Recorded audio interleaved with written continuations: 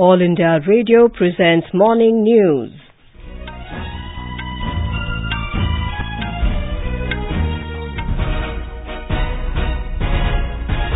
Good morning, I'm Valsa Williams. The headlines. Prime Minister Narendra Modi to inaugurate 15th Pravasi Bharatiya Divas in Varanasi today. Election Commission reasserts that EVMs are foolproof and tamper-free. CBI seeks central government sanction to prosecute former Finance Minister P Chidambaram in the INX Media case. IMF's chief economist Gita Gopinath says India's economy growing faster than China's.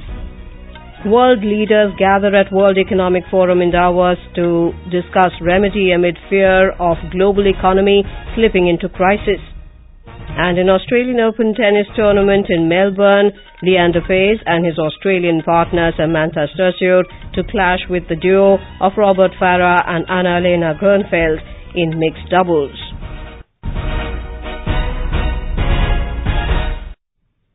Prime Minister Narendra Modi will inaugurate the 15th Pravasi Bharatiya Divas at Varanasi in Uttar Pradesh today. Mr. Modi will hold talks with his Mauritian counterpart, Pravin Jugnauth, after the inaugural session. Over 4,000 NRI delegates from about 85 countries are attending the event, and many of them will be staying in the tent city built specially for them. Our correspondent reports that elaborate security arrangements have been made in the wake of the Prime Minister's visit. Whole Varanasi city is beautifully decorated to welcome PM Modi and other dignitaries. There will be 2 plenary sessions in which NRIs will participate. First will be on role of Indian diaspora in capacity building for affordable solar power, and the theme of another session will be giving back to India opportunities and challenges. Bharat Ko Janiye Quiz Award ceremony will also take place today. Later in the evening, there will be cultural program organized by Indian Council for Cultural Relations. Classical dancer and noted actress Hema Malini will also stage a special dance program based on the theme Ganga. Sushil Chandra Tiwari, AIR News, Varanasi. For the first time, the 3-day-long Pravasi Bharatiya Divas is being organized from January the 21st to the 23rd instead of January the 9th to allow participants to visit the Kumbh Mela in Prayagraj and attend the Republic Day Parade in the national capital. The theme for this year's convention is Role of Indian Diaspora in Building New India. President Ramnath Kovind will address the concluding function tomorrow. In a tweet this morning, Mr. Modi said he is looking forward to being in Kashi today for the Pravasi Bharatiya Divas. He said it is an excellent forum to engage with the Indian diaspora, which is distinguishing itself all over the world.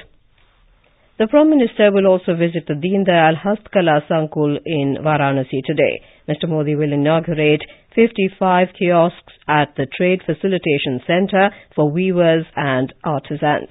The Prime Minister had dedicated to the nation the facility in September 2017. The Sankul is aimed at facilitating weavers, artisans and exporters in promotion of handlooms, handicrafts in both domestic and international markets. The Election Commission has once again rejected the claim that EVMs can be tampered with and asserted that it stands by empirical facts about the foolproof nature of its EVMs. The Commission's statement came in the wake of an event in London to demonstrate tampering of EVMs. The Commission said these EVMs are manufactured in Bharat Electronics Limited and Electronics Corporation of India under very strict supervisory and security conditions. There are rigorous standard operating procedures observed under supervision of a committee of technical experts. Reacting to the presence of Congress leader Kapil Sibal at the event, Union Minister Mukhtar Abbas Naqvi said that the Congress leader did not go there accidentally but was sent there by Congress President Rahul Gandhi. Mr. Naqvi alleged that Mr. Sibal has been sent there to malign the image of Indian democracy. EVM को hack नहीं किया जा सकता, बल्कि Congress party के दिमाग को कुछ भारत विरोधी ताकतों ने हैक कर लिया है और वो एक सुनियोजित साजिश और षड्यंत्र के तहत विदेशों में जाकर के देश के लोकतांत्रिक व्यवस्था को, देश के पूरी दुनिया में अपना लोहा मनवा चुकी चुनावी व्यवस्था को बदनाम करने का षड्यंत्र और साजिश कर रहे हैं. The Congress has distanced itself from Mr. Sibal's presence at the event. Party leader Abhishek Manu Singhvi said Mr. Sibal was invited for the event, but he was not present there as a Congress representative. The CBI has sought the sanction of the central government to prosecute former Finance Minister P Chidambaram in the INX Media case. The CBI had registered an FIR on May 15, 2017 against alleged irregularities in the Foreign Investment Promotion Board FIPB clearance to INX Media for receiving overseas funds to the tune of 305 crore rupees in 2007 when Chidambaram was the Finance Minister. Chidambaram's son Karti Chidambaram was arrested in the matter for allegedly receiving funds to the tune of 10 lakh rupees. For quick news updates round the clock, follow us on our Twitter handle @AIR News Alerts. You can also log on to our website newsonair.nic.in. The International Monetary Fund IMF has said India's economy is poised to pick up this year. IMF's World Economic Outlook update, released yesterday by its chief economist Gita Gopinath in Davos, projected that India will grow at 7.5% this year and 7.7% in 2020, an impressive over 1 percentage point ahead of China's estimated growth of 6.2% in these 2 years. The IMF attributed the pickup to lower oil prices and a slower pace of monetary tightening. IMF said India would remain one of the fastest-growing major economies of the world. The IMF report comes days after the PricewaterhouseCoopers Global Economy Watch said that India is likely to surpass the United Kingdom in the world's largest economy rankings this year. The annual meet of the World Economic Forum WEF will begin today in Davos. World leaders from across the globe will flock to the ski resort town on the Swiss Alps for 5 days to discuss what is ailing the world amid fears of the global economy sleepwalking into a crisis. More than 30 heads of states, as also CEOs of global corporations, are attending the meet. 100 CEOs from India are expected to participate in the meet. Nobel laureate Kailash Satyarthi and filmmaker Karan Johar are also going to be a part of the session, which would be open for the public. The theme of the event would be Globalization 4.0, shaping a global architecture in the age of the Fourth Industrial Revolution, which would have several India-focused sessions. President Ramnath Kovind will confer the Pradhan Mantri Rashtriya Bal Puraskar 2019 at a function in Rashtrapati Bhavan today. The awards will be given in 2 categories, Bal Shakti Puraskar and Bal Kalyan Puraskar. More from our correspondent. The Bal Shakti Puraskar will be given to 26 shortlisted children, including 1 joint award in the field of innovation, scholastic, sports, art and culture, social service and bravery. 2 individuals and 3 institutions will be awarded the Bal Kalyan Puraskar. The award under Bal Shakti Puraskar carries a cash prize of 1 lakh rupees, book vouchers worth 10,000 rupees, a certificate and a citation. Under Bal Kalyan Puraskar, the award for individual consists of a cash prize of 1 lakh rupees, a medal, a citation and a certificate, while the award for institution consists of a cash prize of 5 lakh rupees. Anupam Mishra, AIR News, Delhi. Women and Child Development Ministry revamped the scheme of National Awards for Children in 2018 to include bravery as an additional component in the Pradhan Mantri Rashtriya Bal Puraskar. India Steel 2019 exhibition and conference will begin in Mumbai today. The 3-day event organized by the Ministry of Steel will help chart out the future growth path of the steel industry. Over 250 exhibiting companies from 15 countries, over 200 international buyers, and large number of delegates are expected to hold business meetings during this event. A report.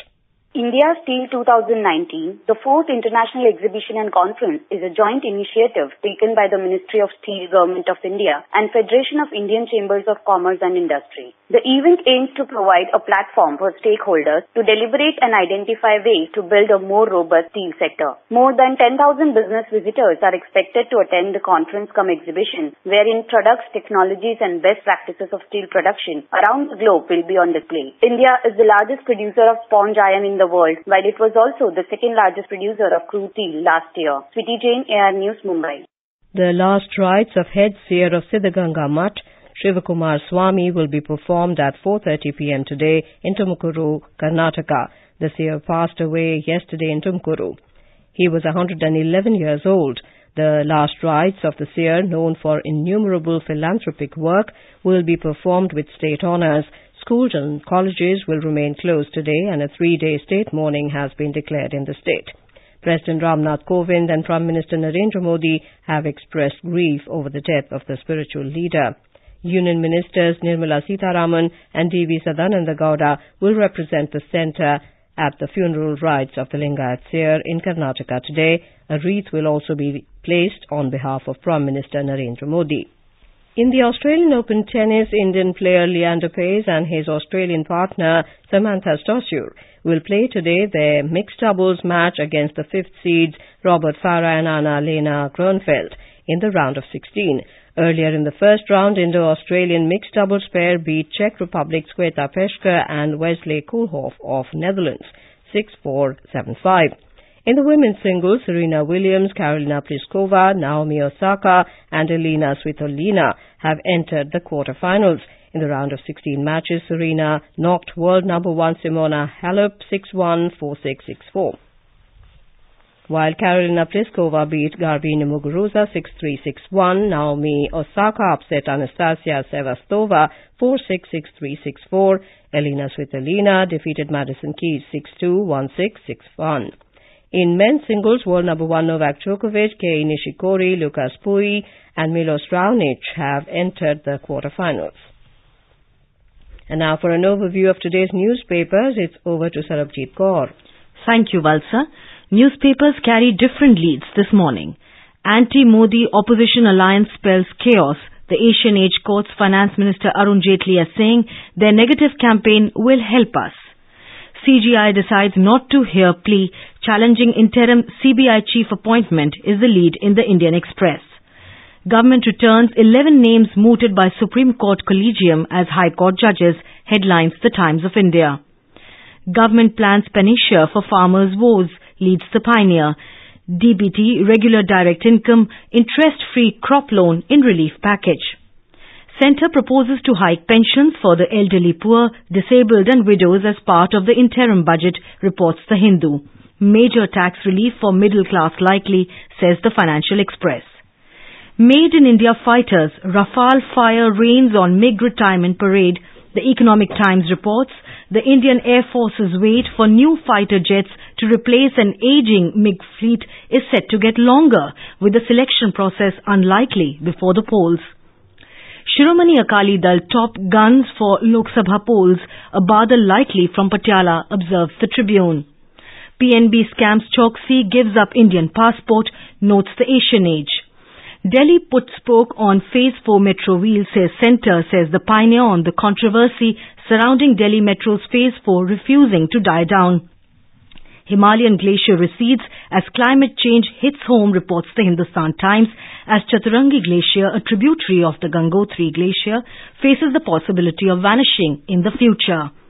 Kamala Harris joins 2020 White House race is a box item in the Hindustan Times as the Democratic senator from California became the first Indian American woman in history to run for US president. And finally, Hampi to Gangtok, Udan spreads wings, travel and tourism traffic soars, says the Indian Express, since the centre launched its flagship regional air connectivity scheme, Udan, to bring unserved and underserved airports on the country's aviation map.